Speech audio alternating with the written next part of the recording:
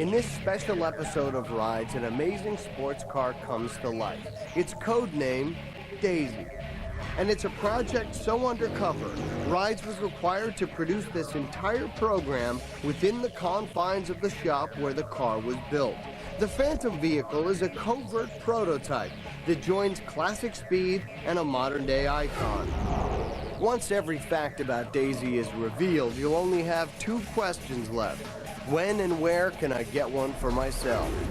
So sign that confidentiality contract and grab your special pass. This is the top secret edition of Rides.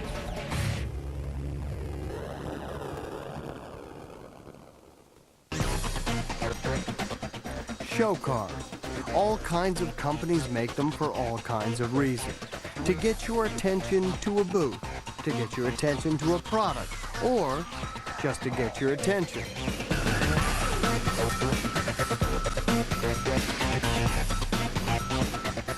Whether they're selling wheels, paint, suspension, or brakes, the designing and building of the show car has become its own art form.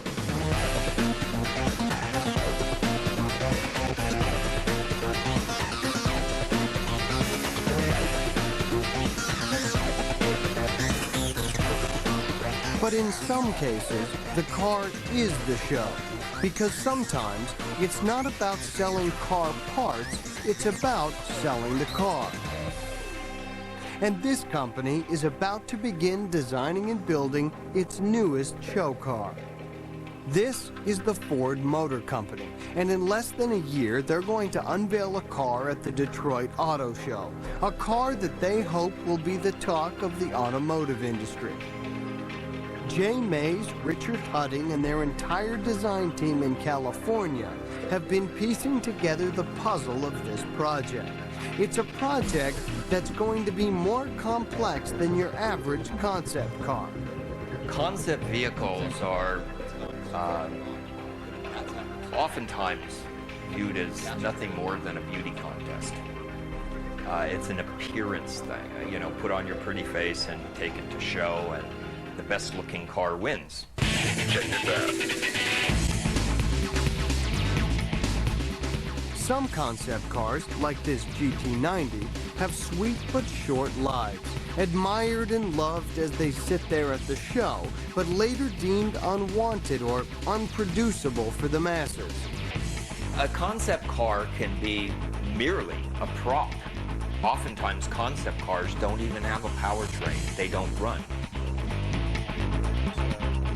The engineers in Detroit are going to make sure that this is not the case with this new project. Chris Theodore and Manfred Rumpel lead the team that have taken on the task of engineering this show car to an almost impossible level. We have a hydraulic clutch actuator over here, and over here is our torque tube assembly. This is going to be a sweet car. Normally, after they build a concept car, the next stage is the building of a prototype. This project is going to combine both stages together and do it in an almost undoable amount of time. When this vehicle rolls out, you're going to have a full-on driver. You're going to be able to take this out, and unlike a show car that gets driven at 15 miles per hour, you'll be able to go well over 100 miles per hour in this.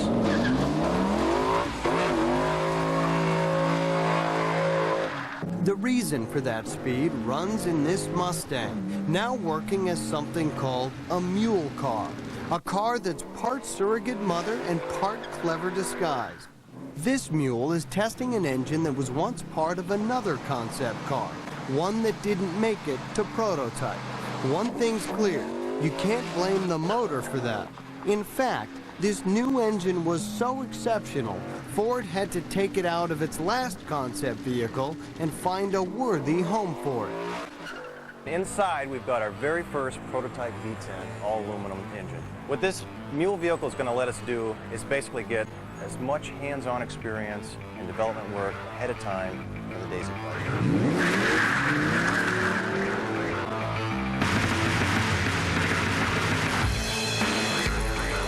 As that new V10 continues with its tests, the parts start coming off the production line here in Detroit. starting with this portion of the chassis. These are the first off for Daisy. First program's cut. This is a one-time shot. You screw it up, you got to do it all over again. As much fun as that might sound, they'll have no time for doing anything twice. And this will help. It's called rapid prototyping. What you're seeing is a part being formed by a laser. One layer at a time, the laser cuts the shape out of photosensitive liquid plastic. And when it's complete, this temporary intake manifold will act as a base to build around. The construction of a state-of-the-art chassis is underway, an aluminum framework that awaits the arrival of its aluminum V10 engine.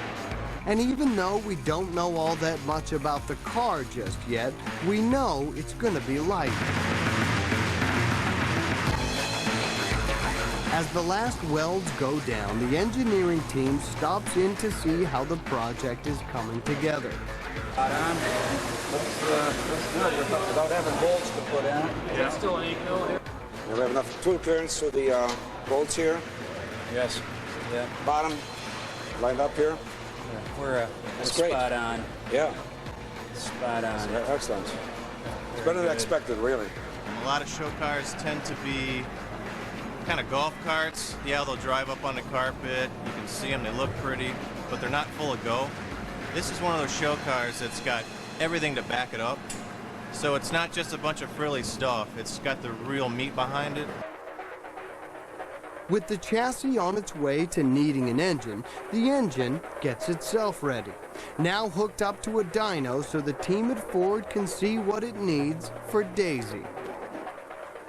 The dyno checks out all aspects of this aluminum V10, giving the builders clues about everything from acceleration to exhaust, spitting out stats and figures that will determine anything from Daisy's style of brakes to her steering kit. Hey, let's crank this thing up.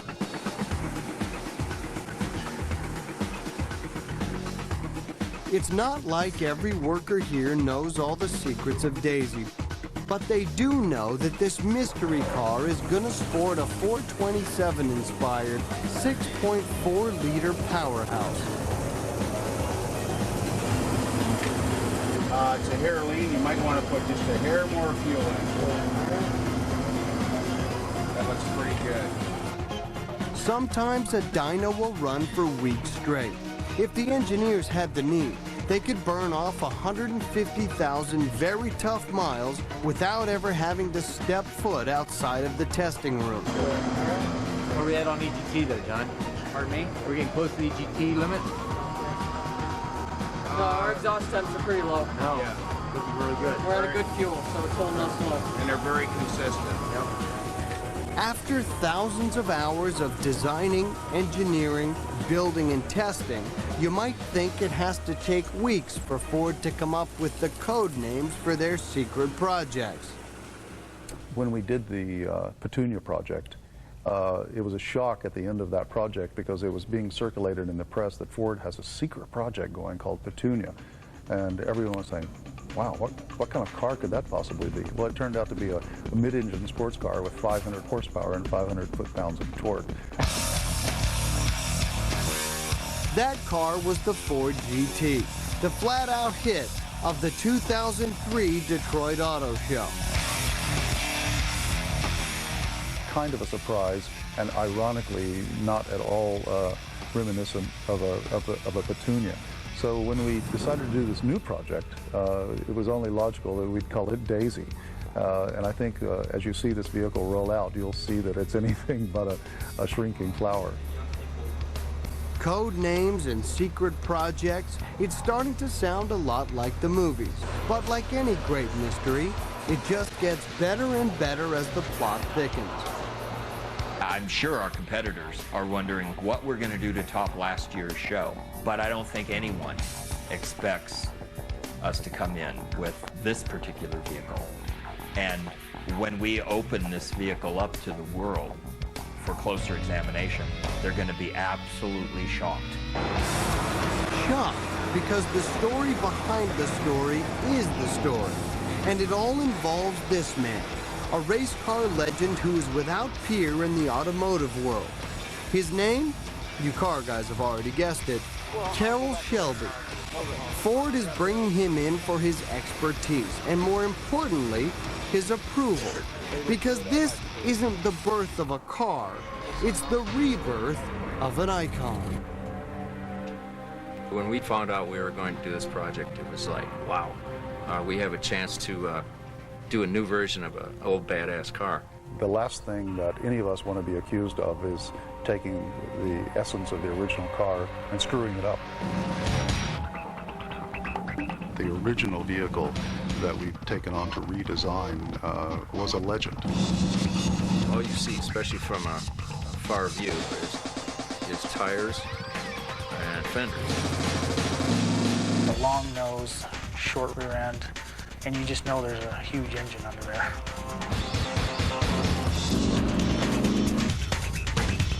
It was irresponsible, and it was the fastest thing on the street.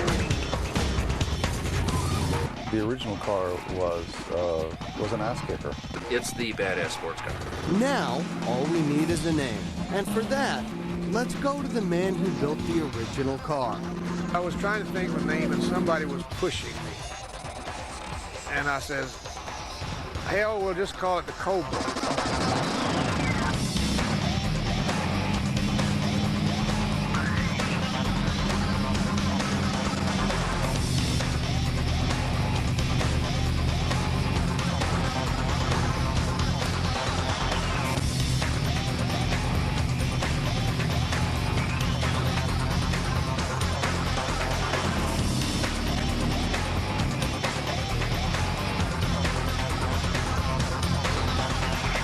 Carroll Shelby unveiled the first Cobra back in 1962. It should be no surprise that Carroll thought of building the car as just another race. And our original objectives were to build a sport car that would outrun the Corvette. That's what I went to Ford and told Don Fry and Lee Iacocca that I could do. Could do, and did. I'm told that Lee Iacocca told him, give that guy $25,000 before he bites somebody. There's no report that he ever did bite anybody, but we do know that he took that $25,000 and he built this car. This is the very first Cobra, serial number CSX 2000, the very car that started it all. The combination of an AC racing body on a mighty Ford 289 power plant made for a machine that redefined the sports car. Other models followed from Shelby America, but through it all, there was always the Cobra. I never dreamed it would become an icon as it did. I was just trying to kick out a Corvette.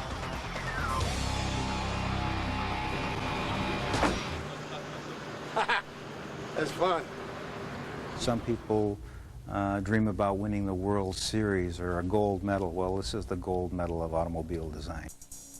But in order to get that gold, they have to redesign what some consider to be an already perfect sports car. They have to build it to perform at a Carroll Shelby standard, and, as if all that isn't enough, the Detroit Auto Show is only 6 months away. Rise is coming back with more of this radical prototype. Stick around. Ford is going to build a show car that goes beyond concept and prototype, and they're going to have to do it in a record time. It's the new Cobra. The vehicle will not only be a tribute to the original, a ride that's the very definition of the American sports car, but it's also going to be a tribute to the man who built it, Carroll Shelby. I'm 80 years old. I have a transplanted heart and a transplanted kidney. I wake up 3 times a night with new ideas. There's so many things left in the world that I want to do that I don't even care what I'm remembered as. I just want to be here to try to do a few of those things that I still want to do. And building a new Cobra is #1.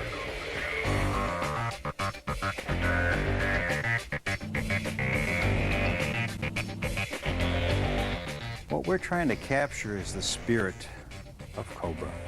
It is raw, it is emotional, it is performance, it is a lean animal that is ready to strike with a vengeance at all the competition that's out there and vanquish them.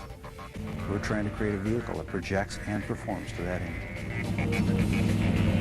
We didn't want to just go back and try to copy what's already been done. There's really no sense in that. So we try to do everything that's been done, all the bold, big, bad details and dimensions, proportions, and doing them in a new way. We thought that would be our best shot at a winning show car. The team in California has been working on the design concepts for months, all the while keeping their eye on the powertrain and chassis that are being built back in Detroit.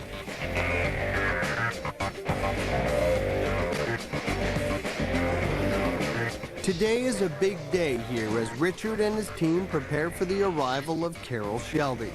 Everyone knows that Carroll will be expecting a car that will reflect his racing heritage.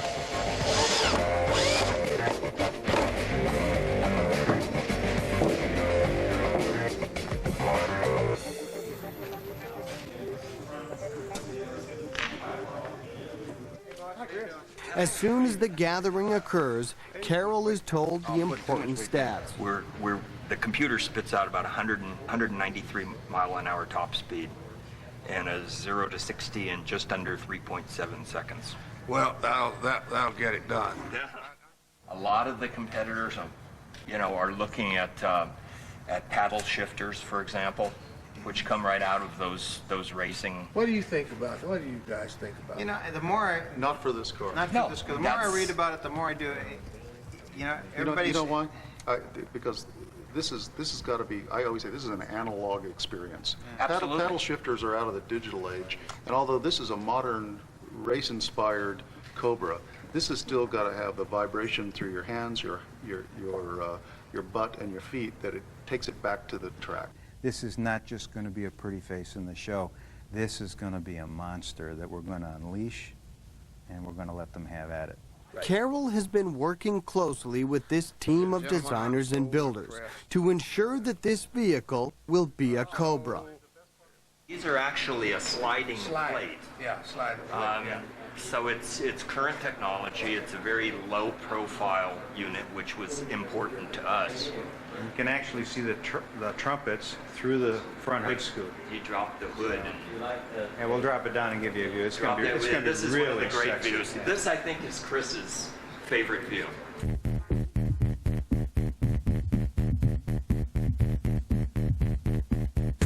Here's the big moment.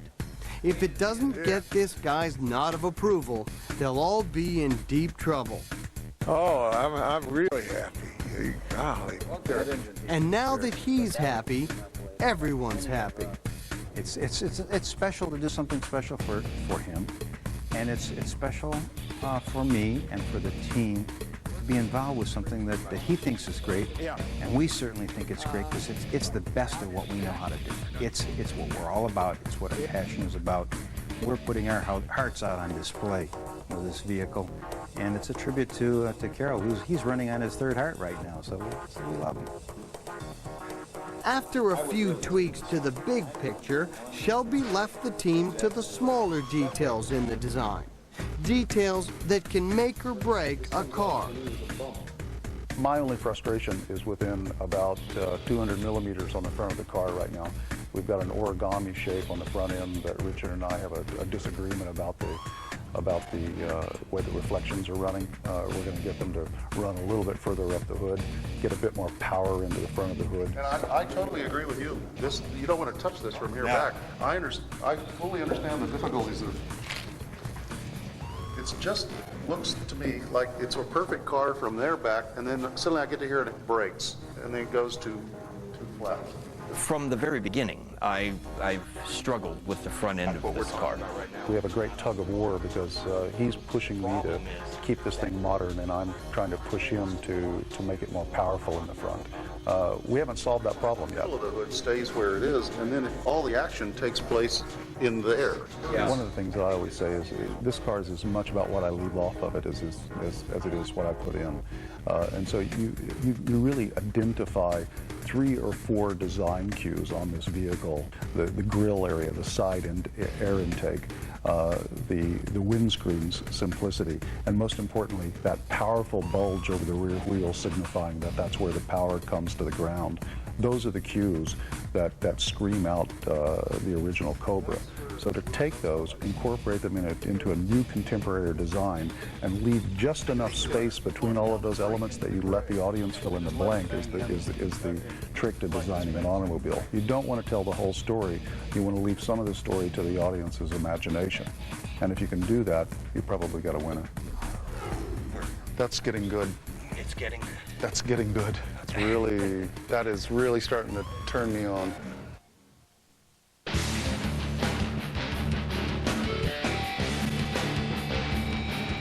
A few brief months on the calendar and it looks like they're getting to something of a final stage. But look again.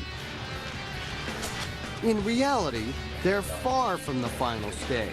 In fact, in some ways, they've just started the real work. Not only are there a ton of design decisions to be made, they now have to actually think about building the car. The next main hurdle that I have is taking the concept clay model,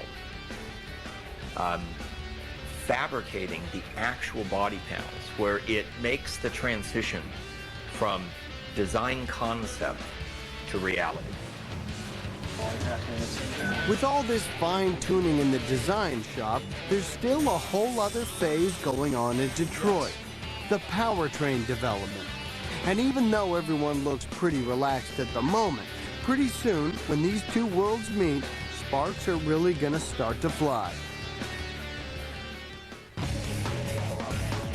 There's a lot more of this top secret prototype and a lot more rides coming at you. Ford's new Cobra, codename Daisy. With only 2 months left before its debut, the new sports car is quickly coming together. As the California design team continues to perfect the lines of the car, the engineers from Detroit send Richard and the boys something to whet their appetite: a test chassis to help pre-fit the upcoming body panels. And though this chassis does look good, what they're really waiting for is still back in Detroit. Unfortunately, it's still in hundreds of pieces. Ready? The Powertrain team in Detroit begins the task of assembly on Daisy's new V10. Step 1, assembly of the lower part of the engine. With the precision torque machine utilized, bolts are tightened with uniform stress, ensuring that this custom one-of-a-kind engine will stand up to the track. Let's get the short block rolling here.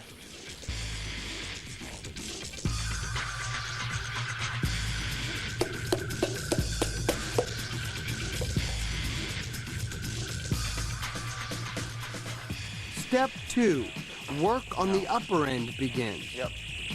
That's really quick.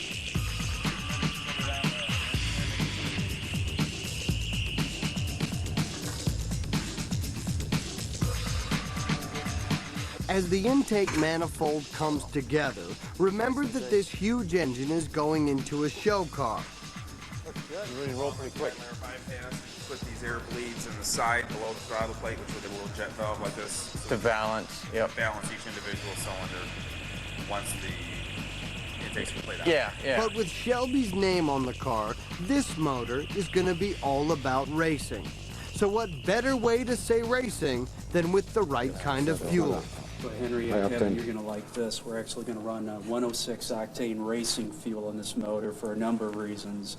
One, it smells good, and two, I think your engine's going to like it. Turbo blue. That's right. Stuff is sweet, isn't it? That's good. Generally speaking, I think 100 out of 100 people would tell you that they find exhaust gas obnoxious. But if you ask the same 100 people, if they were automotive enthusiasts, they'd find racing fuel to be almost an aphrodisiac. It's a smell that people associate with performance and race. So we're going to go in addressing everything right down to the smell of the vehicle. This is the big day. The team is moments away from launching the V10.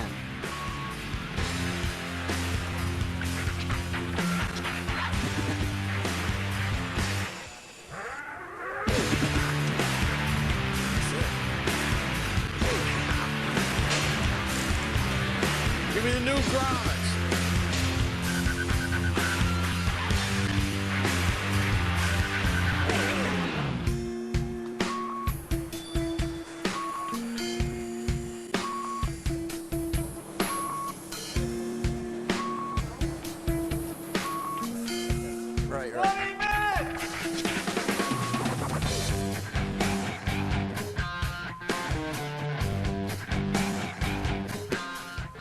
Theodore stops by for the not-to-be-missed event. I got idle. What? What's good? You had idle? Car's going hot. Going high. Car's going electrically high. These days, engines are run by computers, hardware working with software. And these guys are attempting this with some of their software written in Japanese. Throttle's open, crank. Nothing on the timing light. It can take months or even years to shake down an engine in the production world. This team gave themselves 4 days to pull it off. Ready to start it? Hang on. Yep. What's that to control? Right.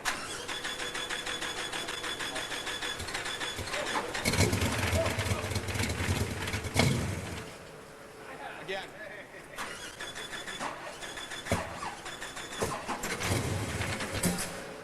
Okay, try it again. Stop it. It ain't right. Timing's off.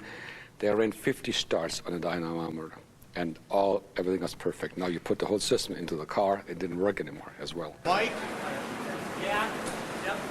There's no way we can back a little timing out of this thing in the computer. Like 5 degrees at a time? I can make adjustments, sure. Back 5 out of it, and let's try it again.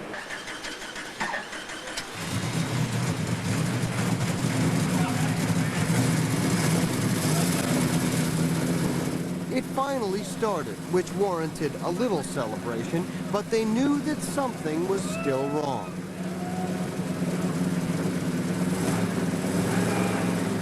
You could say it was galloping, but you really couldn't say it was running. You won't believe this. The crew, they said, they're not going to go home until we solve the problem. So I went home at about 10:30, 11:30 at late at night. And the next morning I went back to the garage again. Next morning, the engine was running perfectly at about 7 o'clock. 7:30 I was there, 7:30 in the morning. And they said they got the engine to run at 6:35. So the entire crew worked through the entire night, didn't come home at all. At 6:35, and then Friday morning the engine was perfect. 14 hours later, the pistons are moving smoothly, and they give Carol a call.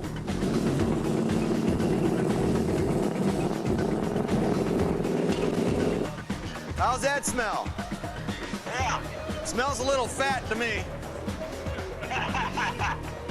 The hardware's working good. We're going to work out a couple little software issues, and I think she'll be rocking. Oh, that's great. How you doing? Everything else all right? Yeah, we're no runs, no drips, no errors. Well, that's great, guys.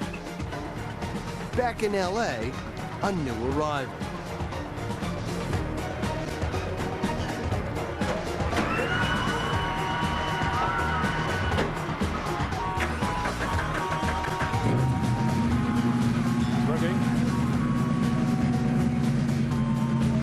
Beautiful.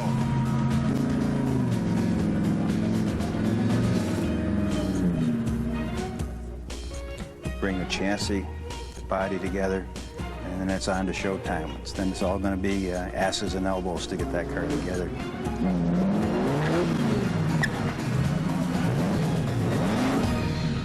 Its working code name is Daisy, but it's actually the new Ford Shelby Cobra. At the moment, there's nothing but nervous energy for all concerned. Not because they're attempting the nearly impossible task of building a full-on, race-inspired Detroit show car, but because they're attempting the even more impossible task of updating a timeless classic. The problems with legends is that no one wants you to mess with them unless you're going to improve on that legend. And if there ever was a legendary car, it's the Cobra. The car made the name. The car made my name. I hope we got another one that does the same thing.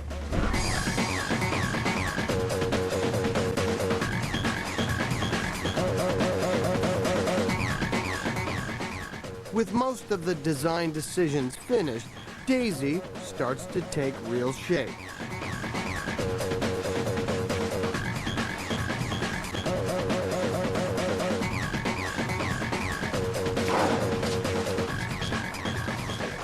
She's going to have a shell of fiberglass with touches of carbon fiber. There you go. Lift her up and stand it up there. You can see, we'll just squeeze right in the mold and turn it toward.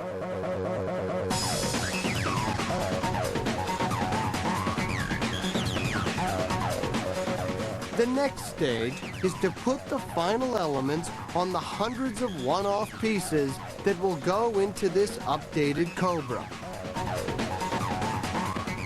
Whether it's a gauge, a shift lever, a body panel, or a latch, they're all handmade, every single one. And the thousands of parts that go into a car that we take for granted. The average person doesn't look at the door seal or the latch mechanism or a door hinge or even the glove box door release mechanism as a big deal.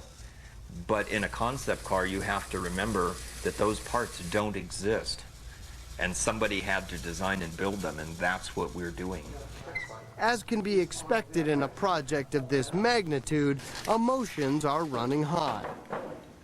It's just the overall feeling you get working on a car like this. I mean, I'm sure people that work on Kias don't get as excited as people that work on Ferraris.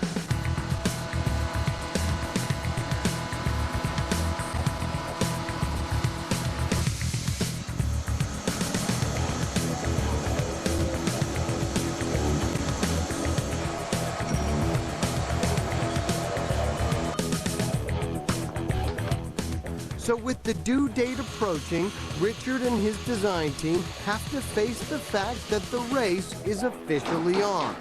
And not to put any more pressure on this crew, but they have to remember that the man behind this car isn't used to anything other than winning.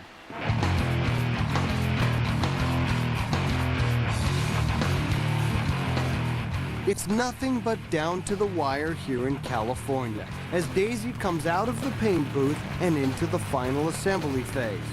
The Detroit Auto Show is still 3 weeks away, but this car has to be ready in 6 days for her secret pre-press tour, and more importantly, for Carroll Shelby's signature.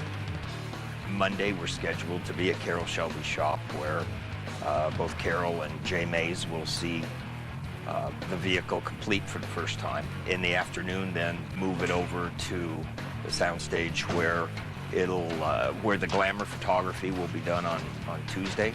The other two vehicles, the Ford GT and the Mustang, will be rolled in for a full day of shooting on Wednesday. The vehicle will be tuned on Thursday from our counterparts in Dearborn. We will have the opportunity to put on all those final touches and make the corrections to things that we're discovering now will need to be fixed for the running footage that we'll be getting out at Irwindale Speedway on Friday. The team here has been working non-stop on the enormous pile of parts, from the steering wheel to the needles on the hand-built dash. here working on the car on my birthday. Dedication, you know. Okay, this isn't gonna come off, right? No. There's no amount of planning in the world that could erase the fact they're building a custom one-off car.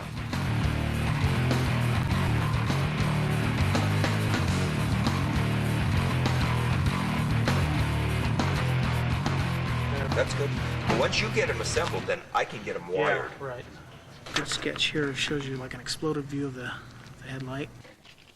Not exactly the kind of job you want to be doing when you're tired. Too many wires, too many colors. The next biggest hurdle is the hood, and the only thing that could stand in the way of a perfect fit are the two custom hinges that connect the hood to the body of the car. Can't be any longer than. The only thing I'm concerned with, Richard, is this, how far this bolt sticks out. I mean, I got it as flush as I possibly could, but I know the body is very, very close to it right there.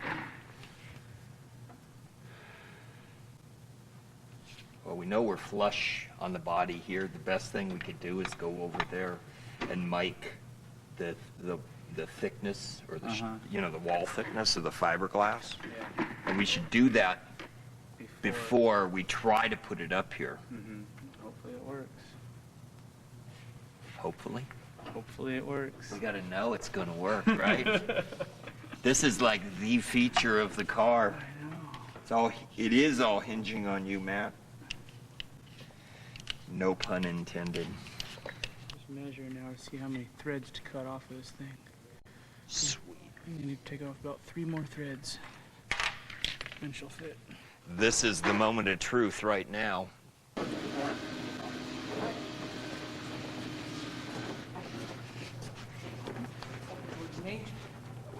And back slightly. Hold it up in the back. The side's not going. What's not gonna go? The bolt on this side. Does it need to go? How far is it off? Yeah, do the same thing that we did to that side over here. Out.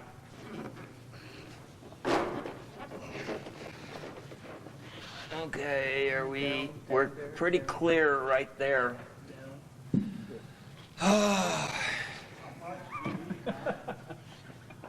We didn't check that. I didn't need that.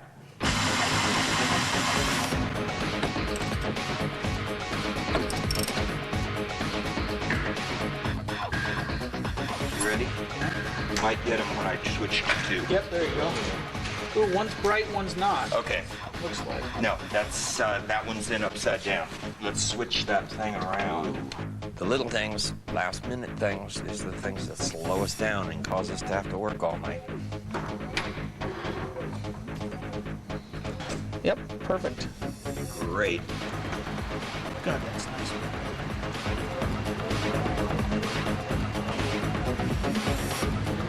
Yes. Ready? Okay. You just, yes.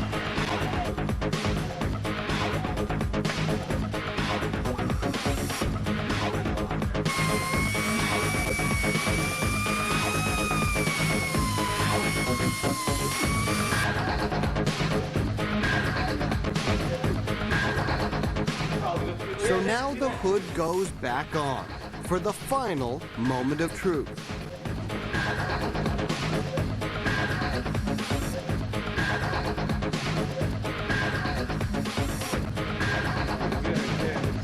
Oh, now you're looking great. Good job. Looks like a car.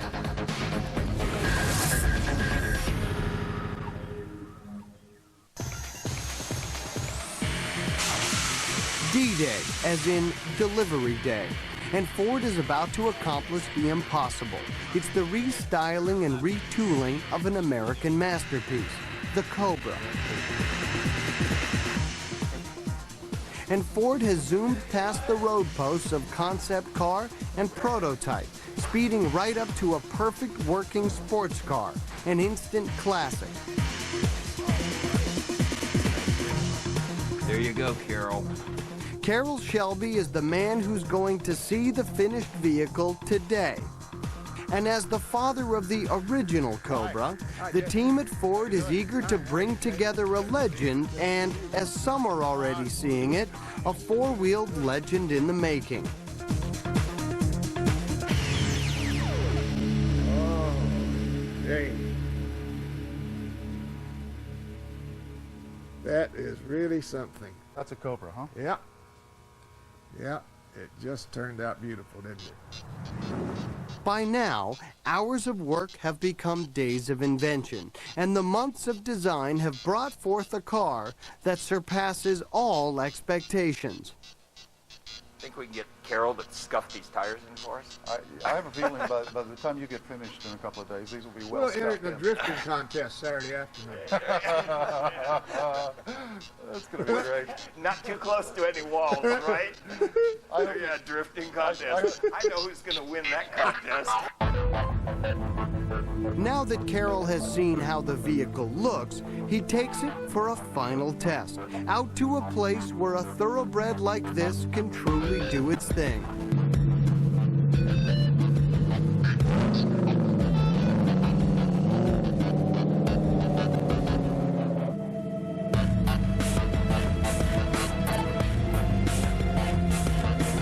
It's a challenge for the team. It's over the top. It has to be over the top so that when it's looked back on 30 years from now, they'll say, whoa, the first one was an icon. This was icon number 2, and we want this car to be a legend in its own right when it comes out.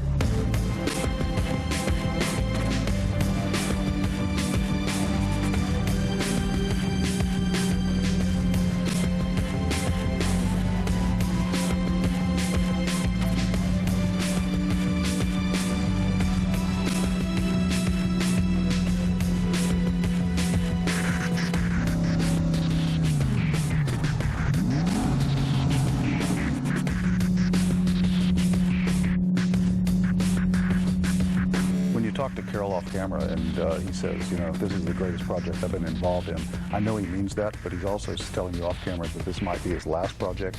That puts a little bit of weight on my shoulders, and I'm going to make the old boy happy. Seeing this incredible machine that he built with Ford, Carroll Shelby's putting more than just his stamp of approval on the car.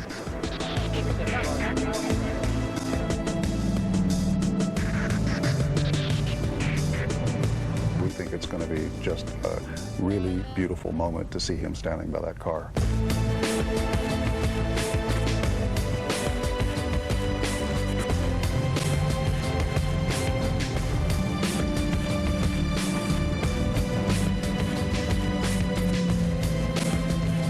I'm just thankful to be a part of the team, and I'm very happy with the car.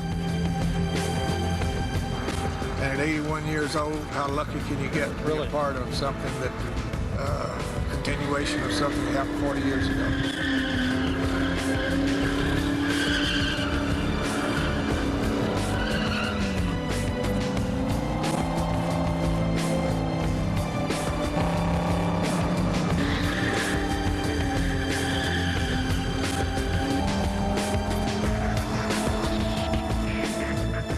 It's going to be an ass kicker.